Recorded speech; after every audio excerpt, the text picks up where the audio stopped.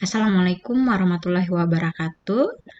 Welcome back to Miss Channel.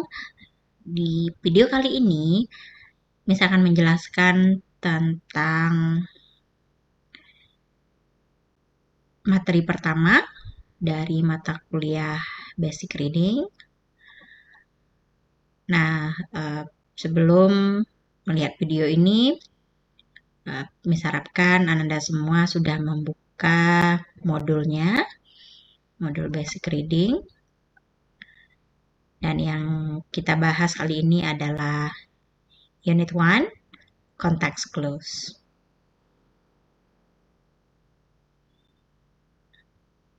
Nah, apa itu Context Clues? Nah, kita akan bahas di sini. Sebelumnya kita ke unit goals-nya dulu. Apa yang diharapkan dari mempelajari Context Clue ini? Yang pertama yaitu students are expected to be able to understand the definition of context clues and then identify the types of context clues. And the third, use several types of context clues to figure out meaning of words.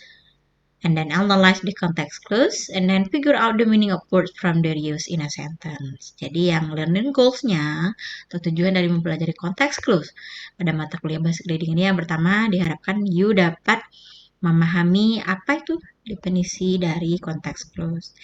Yang kedua, mengidentifikasi jenis-jenis dari context clues. Nah, konteks clues ini di bahasa Indonesia juga disebut dengan petunjuk konteks.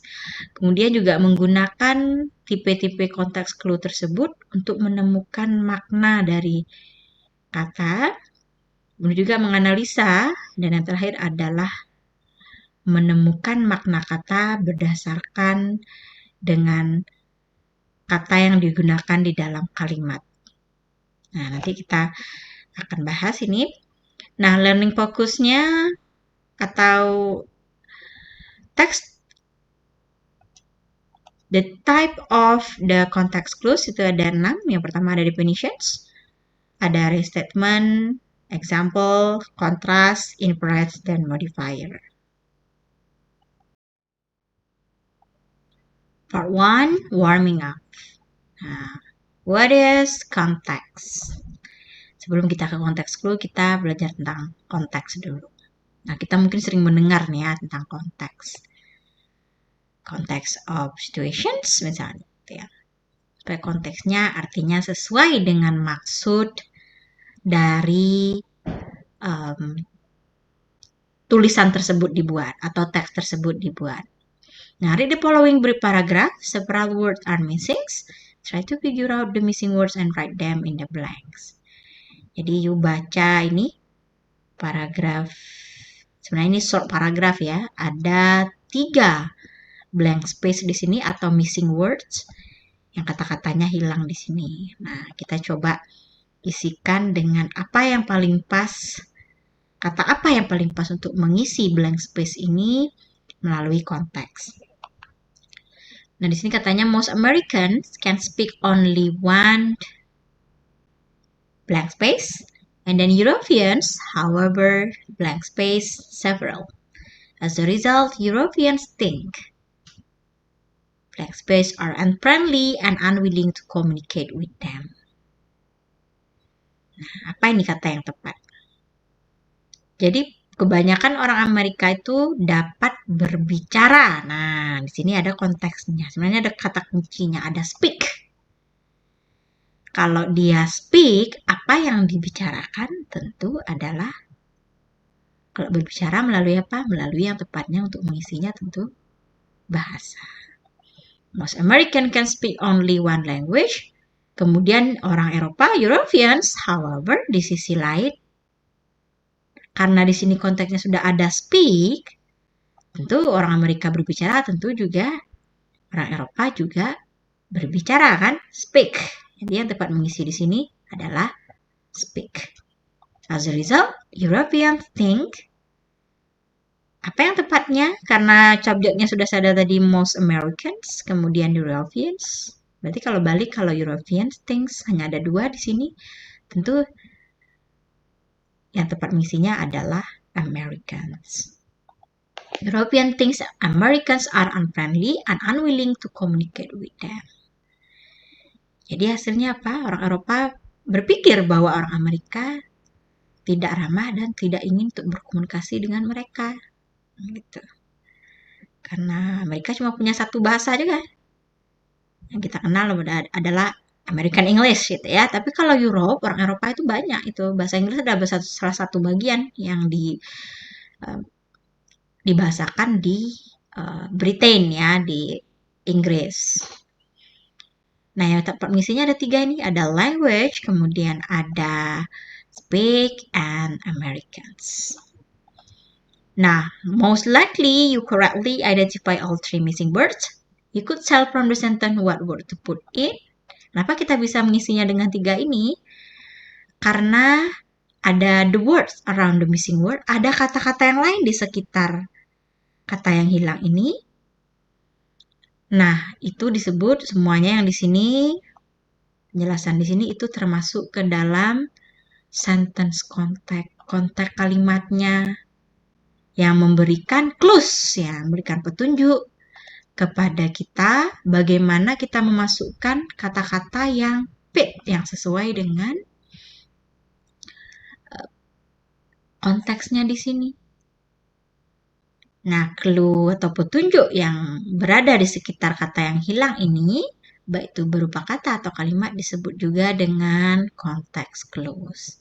Itu dia context clues. Maknanya, oh berarti maksudnya ini dengan membaca kalimat di sekitarnya. Yang pertama apa? Langkah yang mudah untuk menjadi expert dalam menggunakan context clues atau the word or phrases that I do not understand. Kita lingkari dulu. Kalau kita baca sebuah teks in English, ada yang tidak kita tahu arti katanya, kita lingkari dulu kata tersebut. Kemudian underline key phrases and ideas in the sentence. Look for words that give synonyms, antonym, example, and etc. Jadi kemudian kita cari frase dan ide di kalimat tersebut. Bisa juga dengan memberikan sinonim, antonim, contoh gitu ya. Biasanya juga keywords-nya nanti diberikan oleh penulis. Ya, berupa tadi misalnya ada pengertian, ada contoh, ada lawan kata, ataupun juga sinonimnya. Kemudian baru kita give the main idea. Kira-kira paragraf ini di dekat kata yang tidak diketahui ini apa ya main idea-nya gitu. Kemudian say the sentence in your own. Nah, kita temukan sendiri kalimat tersebut dengan menggunakan kata kita sendiri yang mudah kita pahami, kemudian baru kita menebak makna tadi, makna kata yang tidak kita ketahui. Use what you underline to prove your guess rank. Baru nanti kata-kata kunci tadi kita gunakan, oh ya kira-kira sama nggak sama makna yang kita tebak, seperti itu. Ya nanti kita akan ada praktikalnya nih, sebenarnya memang ada prakteknya langsung gitu ya di kelas. Nah ini Miss memberikan materinya secara teoretikalnya dulu, karena kita masih di kuliah online. Kemudian types of context clues tadi juga udah Miss bicarakan bahwa ada 6 commonly gitu ya, biasanya ada 6 common context clues. Ada yang definitions, kemudian ada restatement atau juga bisa disebut sinonim, kemudian example, contoh, kontras ini sama dengan antonim, inference, kesimpulan, dan modifier. Nah, kita akan membahasnya satu persatu.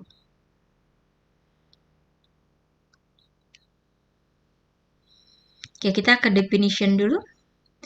Definition context clue means that the word is formally defined in the same sentence. The definition or the meaning of the unfamiliar or new word is clear, easy to spot and literally given to the reader. Nah, kalau di definition context clue ini biasanya penulis akan memberikan context clue dalam bentuk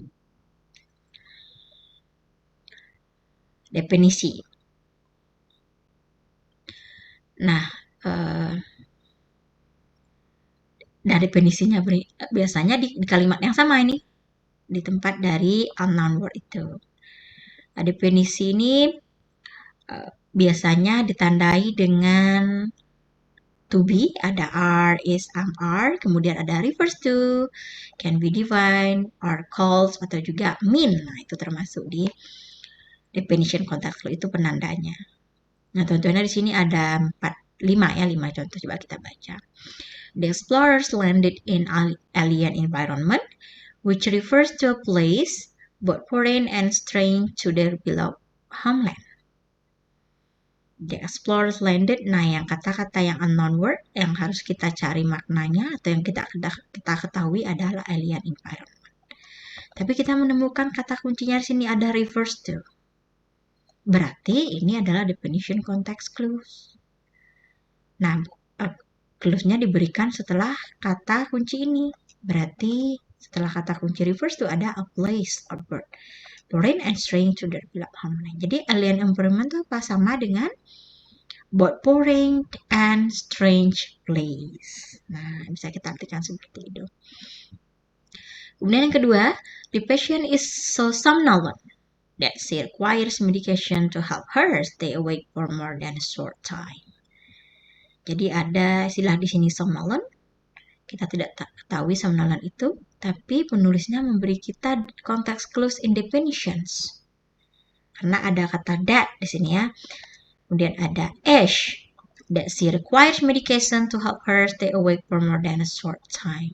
Jadi somnolent ini adalah di mana seorang itu harus membutuhkan obat untuk membantu dia tetap terjaga lebih dari waktu yang pendek, maksudnya lebih panjang gitu. Jadi berarti somnolent ini bisa kita artikan orang yang butuh obat itu berarti pengantuk sekali gitu ya. Dia kalau tetap terjaga harus butuh obat. Jadi somnolent ini sama dengan sleeper mungkin. Bisa kita artikan seperti itu. Someone that requires medication to help her stay awake for more than a short time, itu definisinya secara panjangnya. Kemudian ada simbol yang di bold, ini artinya yang unknown word-nya. A symbol is something that stands for something else. Nah, karena ada is, artinya pengertian simbol ini setelah ini. Something that stands for something else. Kemudian ada drinking coffee late at night can give you insomnia. That means the inability to sleep. Nah, kebalikan dari somnolent tadi ada pula namanya insomnia. I think you have now what the meaning of this word. Nah, tapi ada means di sini. Nah, pengertiannya berarti insomnia the same with inability to sleep. Kemudian yang terakhir ada the encyclopedia. Is reference for all branches of knowledge. Sudah ada pengertiannya bahwa encyclopedia adalah reference for all branches of knowledge. Jadi encyclopedia itu ya ini, reference for all branches of knowledge or source for all branches of knowledge. Nah, jadi di definition context clue, kalau penulis menggunakan definition context clue ini mudah kita mendapatkan the meaning of a noun. Nah, kemudian di sini ada exercise 1. Nah, Miss mau you semua coba tebak kira-kira maknanya apa dari konteks kalimat yang digunakan oleh penulisnya. Ya, kerjakan di bukunya masing-masing. Kemudian nanti difotokan dan dikirimkan ke Smile. Exercise 1. Kita akan membahasnya mungkin sedikit di minggu depan ya. Kemudian kita ke restatement or synonym. Nah, restatement atau sinonim ini dia different from the definition context clues. Berbeda dengan konteks clue yang berupa definisi tadi. Restatement context clue usually provides a clue user language in a sentence rather than define the word clearly. Could be said that writer says the synonym or the same thing in a different way. The word or phrase such as or, in other words, are used to indicate restatement context clues. Punctuation is often used the signal of the meaning of familiar word like commas, parenthesis, and thesis. Jadi kalau di sinonim dia berbeda dengan definition. Kalau sinonim ini biasanya lebih singkat konteks clues-nya. Ada kata yang sama, kata yang berbeda, tapi maknanya sama dengan unknown word-nya. Nah, biasanya kalau konteks clue berupa sinonim, penulis akan membuat or, menggunakan kata or, atau juga in other words, atau mungkin mereka hanya menggunakan koma. Koma bisa juga tanda kurung, parentesis, dan juga tanda strip atau dashes. Nah, ini contohnya coba kita lihat di sini. Pipeline rhyming poems, limericks. Nah, ada koma sebelumnya, koma sesudahnya. Are among the simple form of poetry. Jadi ditandai dengan koma. Jadi limerick ini sama juga dengan pipeline rhyme poems, atau juga kita bisa sebutnya dengan, you juga bisa definisikan sendiri dengan short poems. What is limerick? A short poems. Karena udah ada sinonimnya di sini. Dan yang kedua, a leading cause of heart disease is a diet with too much cholesterol. Yang noun word-nya adalah cholesterol. A fatty substance made of carbon, hydrogen, and oxygen. Nah, kolesterol ini apa? Karena ini ada dalam kurung, a fatty substance made of carbon, hydrogen, and oxygen, berarti ini pengertiannya atau kata lain dari kolesterol. Mungkin fatty substance made of carbon saja itu udah benar gitu ya. Kemudian experience such as vertigo. Vertigo ini unfamiliar word-nya. Nah, setelah vertigo ini ada disease digunakan. Ada disease, extreme dizziness, disease, they could not walk alone. Nah, artinya vertigo sama dengan extreme dizziness. Kenapa dia sama dengan ini? Karena penandanya ada disease. Jadi penulis yang menggunakan konteks clue sinonim ini akan membuat kalimatnya seperti ini supaya kita mudah memahami. Ada menggunakan tanda strip dan juga strip, kemudian tanda kurung, kemudian juga tanda koma, dan atau menggunakan kata or. Nah, di contoh yang berikut ini. The baseball coach punished the team's duplicity or deceitfulness after they admitted using steroid to boost their batting average. Jadi duplicate ini karena udah ada or berarti dia sama aja dengan deceitfulness. Atau kalau mau bikin sendiri sama dengan dishonest dong. Ya udah betul juga, dishonest. Itu juga. And then the annual bazaar, ada bazaar. It's scheduled for the last day of school. It's always a fun festival. Nah, jadi kalau di sinonim konteks clues biasanya juga di garis bawah, bukan garis bawahi ya, tapi di italic, jadi miringkan kata-kata yang merupakan sinonim dari noun word-nya adalah dimiringkan. Jadi bazar itu sama dengan apa? Festival. Kemudian ada charlatan, he cried. That is an absolute fake. Nah, ada fake di sini. Fake artinya merujuk ke charlatan ini. Sama artinya. Kalau you tidak tahu mana charlatan, tapi ada yang di garis miringkan, yang di italic, berarti itu maknanya adalah fake, same with charlatan. Itu dia sinonim context clues atau restatement context clues. Nah, sekarang Miss juga ingin you semua kerjakan yang exercise 2 ini juga di Smile. Nanti dikirim di Smile ya. Dikerjakan aja langsung di sini. Makna dari asymptomic ini apa? Dengan melihat konteks clue yang berada di sekitar sih. Berada di sekitar kata ini. Ada asymptomic, ada malleable, ada esprit de corps, colloque, dan juga peripatetic. Nah, kerjakan di buku masing-masing, kemudian fotokan dan kirim ke Smile. Untuk yang berikutnya kita akan membahas secara offline ya di kelas. Nanti next week kita membahas tentang example dan and so on. So thank you so much for watching this video everyone. If you have any question you can ask on WhatsApp group or in the comments below. Assalamualaikum warahmatullahi wabarakatuh.